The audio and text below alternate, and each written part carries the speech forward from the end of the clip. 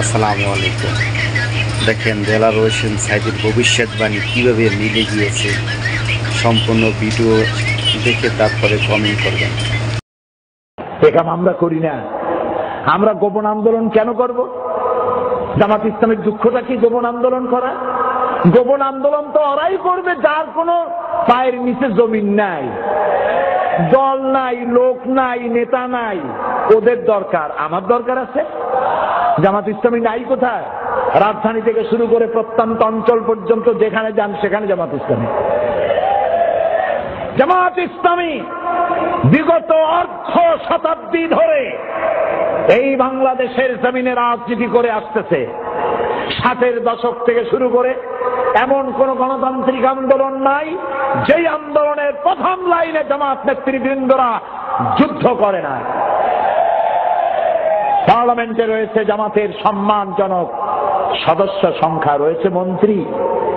2 জন মন্ত্রী বিদায় হয়ে যাক, চ্যালেঞ্জ করে গেলাম, এই 2 মন্ত্রী যখন থাকবে না, সিসিটিভি আর মাইক্রোস্কোপ যন্ত্র নিয়ে তাদের মন্ত্রণালয় খুঁজে বেড়ানো হোক।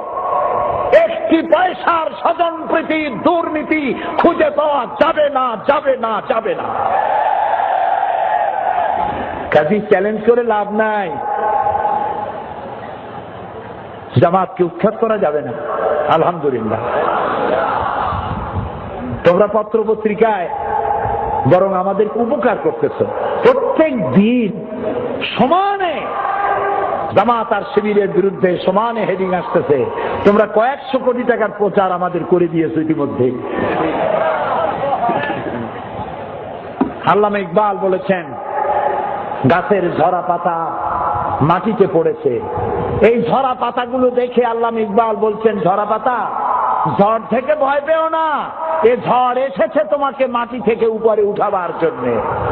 সুতরাং যে ঝড় ইসলামের বিরুদ্ধে এসেছে, এই ঝড় এসেছে এই জন্য বাংলাদেশের এমন কোন ঘর থাকবে না যেখানে জামাত ইসলামী পৌঁছাবে না। শান্তির জন্য কল্যাণের বার্তা নিয়ে সারা বাংলাদেশে সর্বত্র ইসলামের দাওয়াত পৌঁছে যাবে গণতান্ত্রিক পদ্ধতিতে।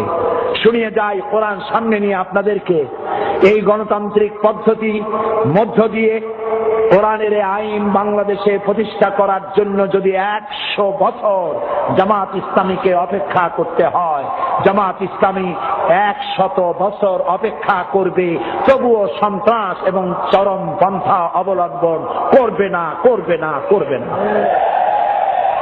ভিডিওটি ভালো লাগলে অবশ্যই চ্যানেলটা সাবস্ক্রাইব করবেন, ভিডিওটা শেয়ার করবেন।